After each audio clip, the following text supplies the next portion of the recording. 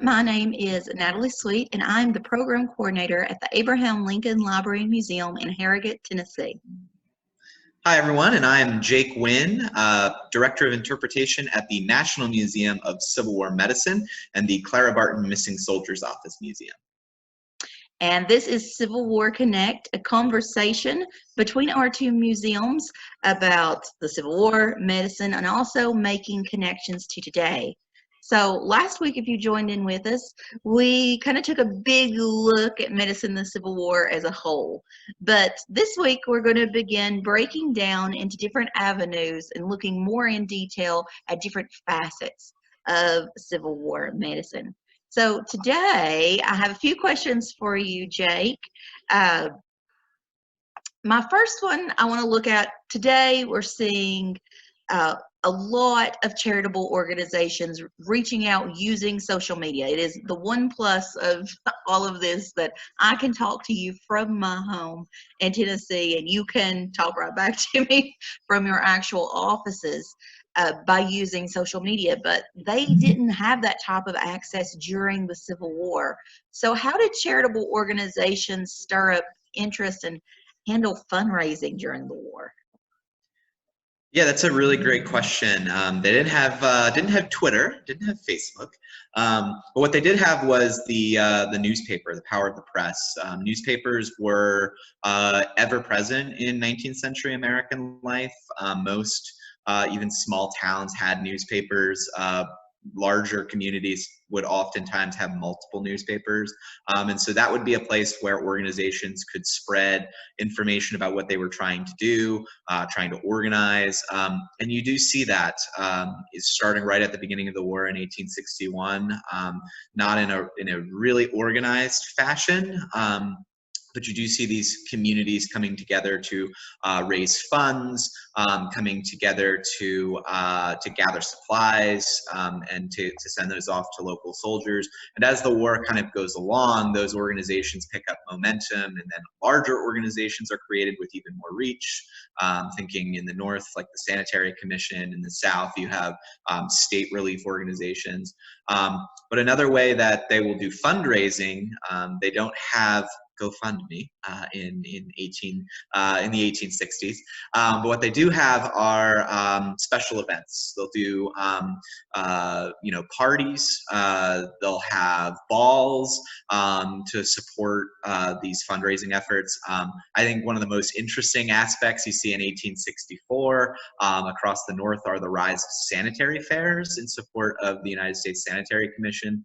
And you see them in many major cities. You also see smaller communities donating to those larger events.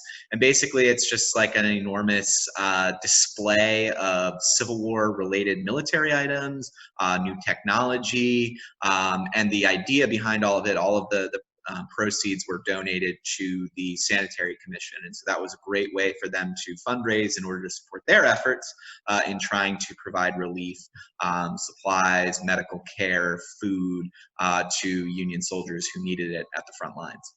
Okay. Growing up, one of the reasons I fell in love with history was that I read the American Girl doll series of books. And I believe that in the Meet Addie books that were focused during the Civil War, there actually is a sanitary commission fair that takes place in one of those books, and they're working to raise money for African American soldiers during the Civil War, and they're making little toys and things to raise that funds.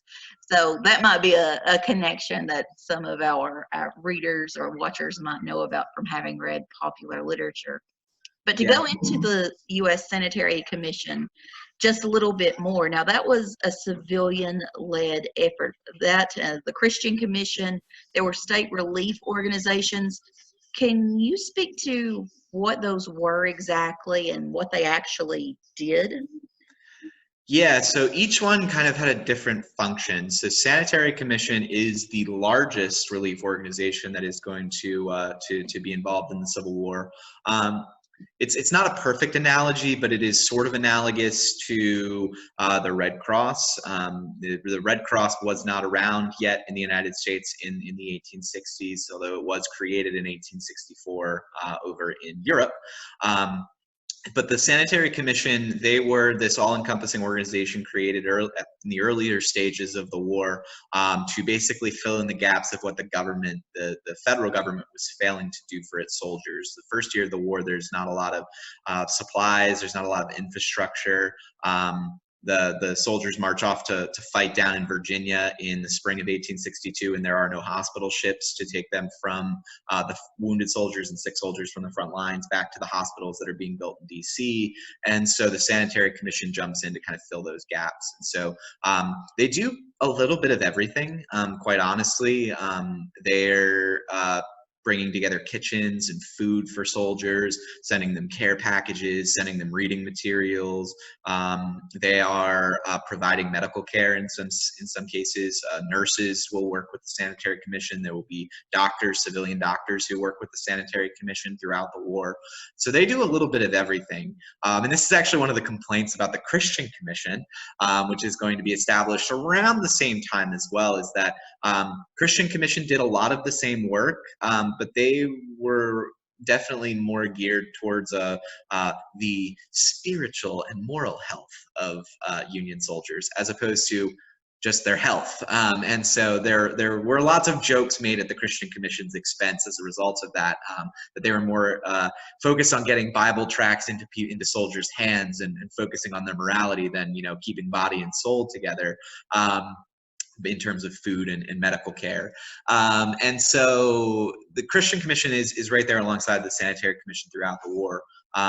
They have more of that religious focus. And then there's the state relief organizations, and these are created, this is North and South. There are organizations that are created. Many of them are headed up by women.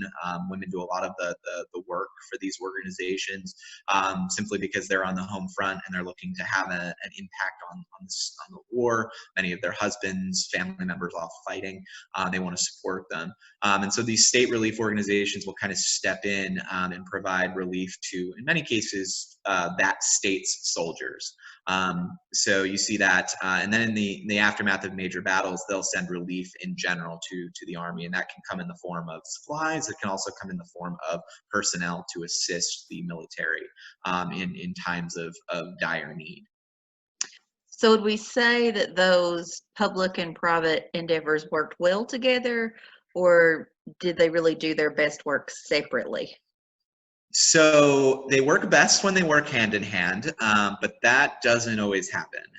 There are a lot of growing pains when it comes to working with the federal government on the northern side and working with these state organizations, as well as the private organizations. There are a lot of growing pains, especially because the U.S. military at the outset of the war views it should be able to take care of all of the needs of its soldiers, and that's not the reality. And so there are some kind of butting of heads between the private organizations and the government. That begins to change as the war goes on, and those organizations are able to work with the government, and private organizations kind of begin to work more hand in hand and more seamlessly. So much so that at the end of the war, the Sanitary Commission and the U.S. Army are really working together. And at that stage of the war, things had become a little bit more stable in terms of where the fighting was. Think of what's going on around the Petersburg area, which is going to be a major focus of the war by 1864. Things are pretty stable, and so that allows those operations to work together more seamlessly.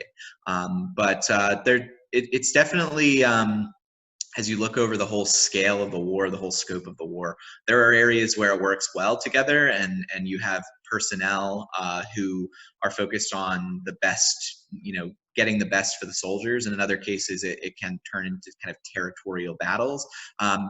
It's very similar to what we see today, honestly. In some cases it works, in some cases it doesn't. And that depends a lot on the people who are involved, the circumstances that they're facing. Okay. Given that there was such a large population of men at that time serving in the Army, were these commissions, were they still largely male-led, or was there a lot of female involvement too? There is a lot of women involved. unfortunately, in many cases, the leadership is going to be held by men. This is one of the bigger complaints among women about the Sanitary Commission, because original ideas are kind of pitched by women, but then men take over and take over the whole operation. But women are involved at all levels of these organizations, whether it's, sewing, cooking, preserving food, getting these care packages ready. We have actually a couple of blog posts on our website, civilwarmed.org, about these organizations. And then we have one that I think is endlessly fascinating to me, and that is the role that children played. And so they were involved in these care packages. I actually just read a letter the other day about care packages sent during the Civil War. Written by a chaplain, and he kind of shared about these letters that these kids would send to the soldiers. They don't know who these packages would be delivered to, but they write these letters to soldiers, and some of them are really moving. But there are children involved in these efforts as well, just trying to do their part in supporting the war effort. That's super interesting because at the same time right now, we have a children's newsletter and club at the Abraham Lincoln Library Museum that we call the newsletter Lincoln Letters, and the kids are a part of Lincoln's Army. And there have been some questions about how they can best help right now when we're kind of stuck in our homes and not being able to interact with each other as well, and how they can help. So, and sometimes we talk about the small ways that they can help. We've encouraged letter writing to grandparents, for example, that might be shut in and have less access. And we've also undertaken, kind of like some of the women did during the Civil War in making bandages, there have been requests from our community to make face masks for COVID-19.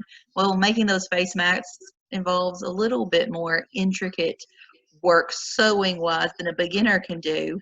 But things beginners can do, absolutely, that we've encouraged with the kids, is that they can cut the cloth. They can help their parents do measurements.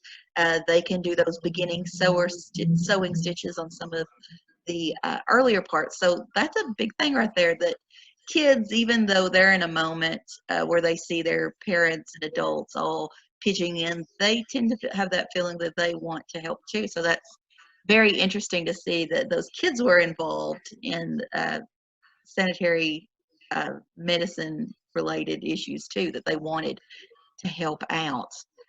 Now, part of what's driving too fundraising and getting money to where it needs to go to buy face masks, to buy nitrile gloves, have come from our celebrities. The big hallmark of 20th and 21st century wartime efforts, this effort that we see with COVID-19, is celebrities getting involved, either giving big portions of money of their own or encouraging us to turn and give as well. So were there celebrities during the Civil War, and were they able to do any type of fundraising for the war effort? Yeah, that's a great question. Yeah, the answer is yes. I guess you could call them the influencers of the 1860s. They're not, celebrity culture in the 19th century is a lot different than celebrity culture in the 21st century. But there were those that had prominent places, whether they be business leaders, politicians, in some cases actors, musicians. And they supported these sanitary fairs in many cases. So that's a great place where they would donate their work, or they would donate art that would be up for sale. Artists could do that.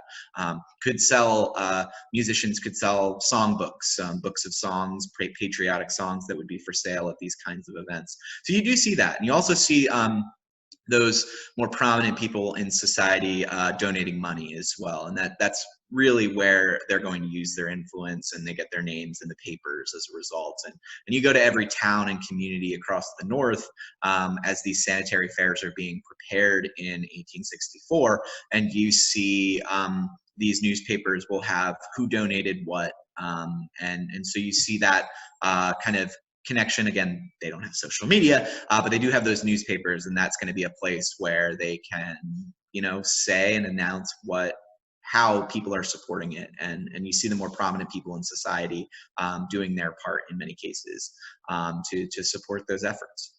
Yeah, one of the things I love to do is actually go to the Library of Congress's Chronicling America website, where you Hmm. can go through and just search by keyword or by year through all these different newspaper articles. And I love to go to the Civil War sections.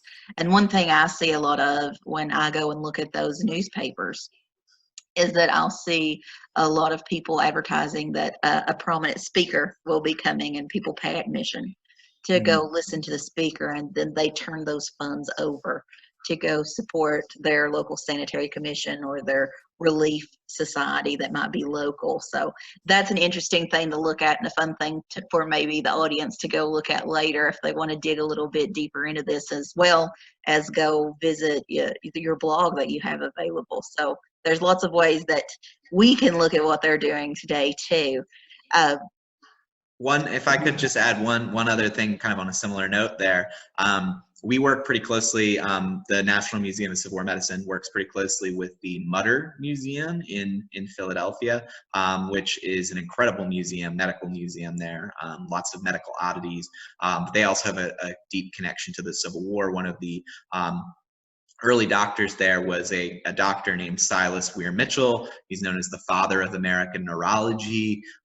He's kind of famous for creating the rest cure for depression after the Civil War, which gains infamy because it's so terrible.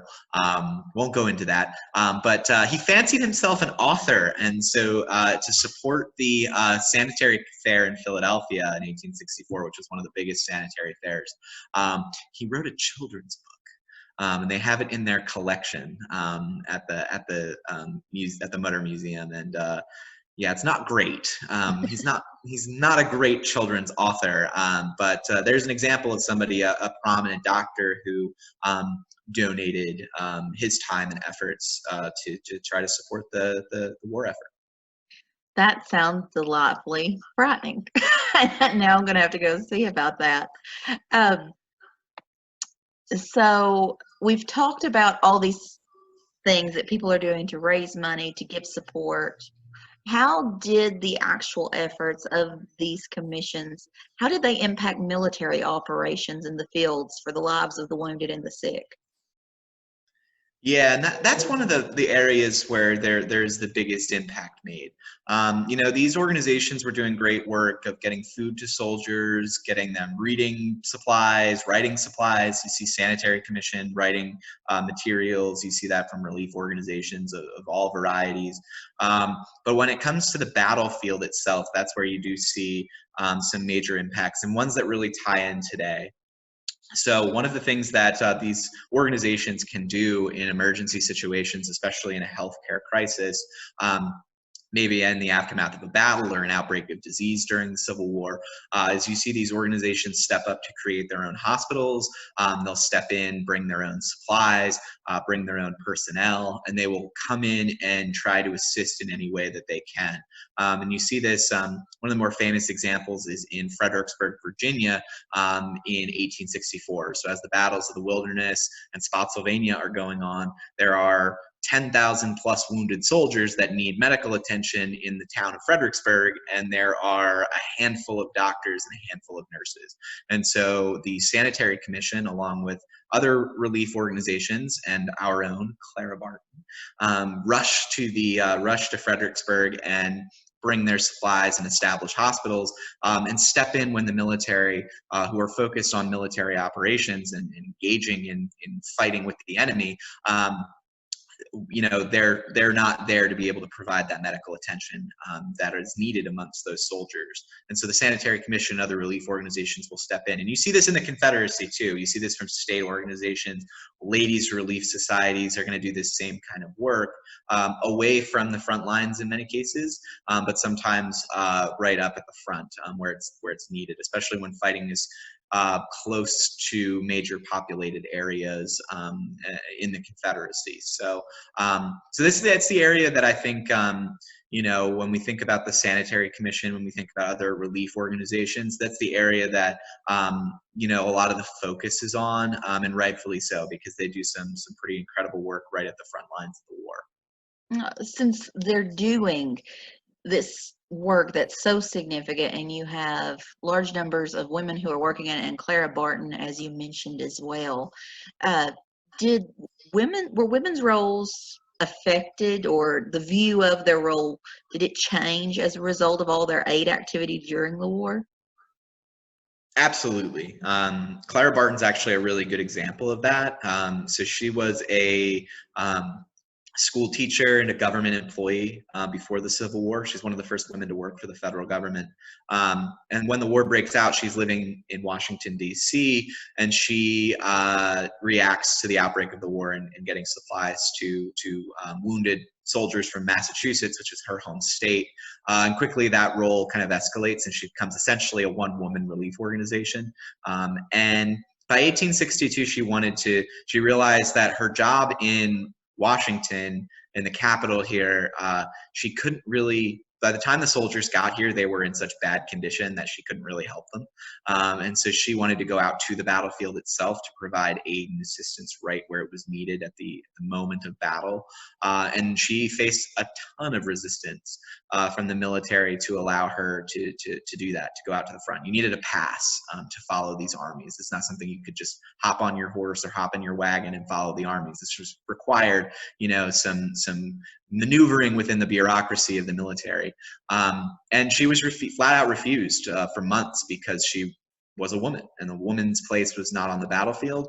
And in the first year of the war, it was in many cases viewed as the hospital was no place for women. By 1862 and definitely 1863, the circumstances of the war had changed. The escalation of the conflict, the needing of all manpower you can get, means that now you have this supply of women who are wanting to go and assist the war efforts. They can't fight, they can't pick up a musket, but what they can do is pick up the bandages, go to the battlefield, and provide first aid and assistance. And that's Clara Barton's on the cutting edge of that. She goes to Antietam, Battle of Antietam on September 17th, 1862. It's her first battlefield experience as a battle is raging. And she single-handedly resupplied a Union field hospital and almost got shot. A soldier hit while he's laying in her arms as she's giving him a drink of water, so close to the front lines that that bullet went through the sleeve of her dress. And she kind of sets the course for others, and other women begin to do that work and go out to the front lines and are providing aid and assistance. And you see that on the Confederate side as well. Not so much that you have these women, doing what Barton's doing, and that is gathering their own supplies and going to the front, but you see that when battles come to women. So when the battle takes place at their house, on their farm, in the vicinity of their city, that women will step up and will go and jump into that nursing role. So that it changes radically over the war as the war goes on. As armed conflict oftentimes does, it changes the social roles. It mixes everything up, and so you see women getting rights and opportunities and chances that they wouldn't have had in the antebellum pre-war period. Speaking of those Confederate women who also jumped in and went to help, a lot of the organizations that we've talked about in this conversation so far have been based in the United States in the Union.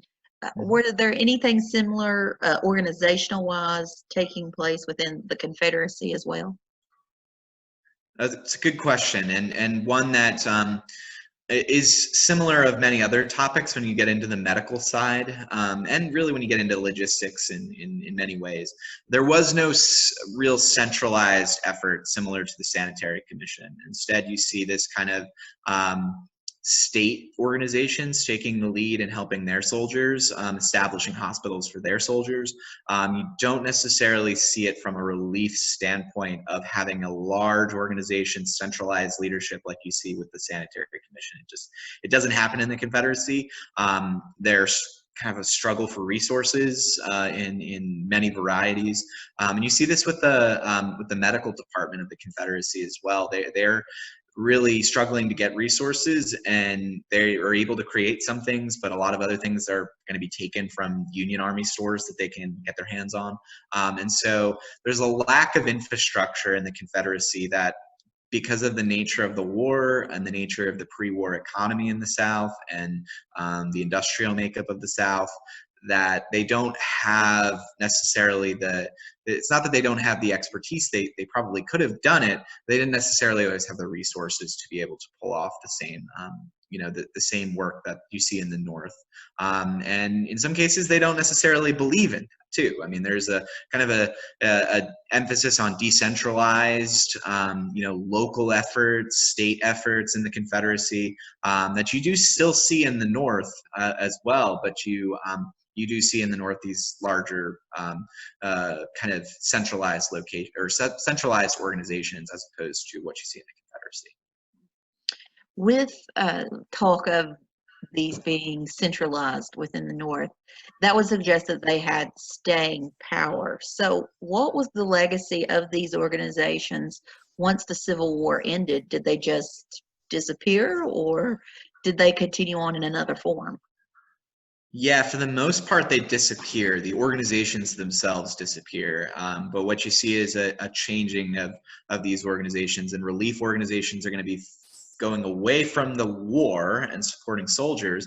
In the North, you're going to see a lot of organizations that are going to redirect into freedmen's relief societies in the South, supporting establishing schools, establishing jobs, trying to help all of these, 4 million emancipated people who, don't really know where to start, and things were so bad at the end of the war in the South that, everything is destruction, and that entire culture had been totally uprooted by the war. And so you do see some in the North, you see some of these efforts being pumped into helping freedmen. In the South, you're seeing this dealing with orphans, this dealing with disabled veterans, those who are left penniless as a result of the war. And so you do see there's not a lot of resources in the South, but there are efforts to help those that fought in the conflict and their families. So that's one way. Humanitarianism, as we know it, is kind of shaped and molded during the Civil War. And to the example of Clara Barton, she jumps into helping find missing soldiers after the war, establishes an office in Washington, where I'm actually sitting right now, and helps spearhead the efforts to find about 22,000 missing Union soldiers. And then she learns about the Red Cross on a trip to Europe. And so she realizes that having a centralized organization with global reach would be very beneficial in not only wartime, but also in civilian disaster response. And so you see the efforts and the lessons that are learned in the Civil War are going to be applied back to civilian life in the decades after the conflict. Another example of this that I am a big fan of in terms of medical side of things is that during the Civil War, you see the establishment of an ambulance corps within the U.S. Army for the first time. And one of these adaptations is that at the very conclusion of the war, New York City creates its own ambulance corps, in basically a direct response to the establishment of that in the Army. And so there is a direct parallel between the lessons learned in the Civil War and the years that follow.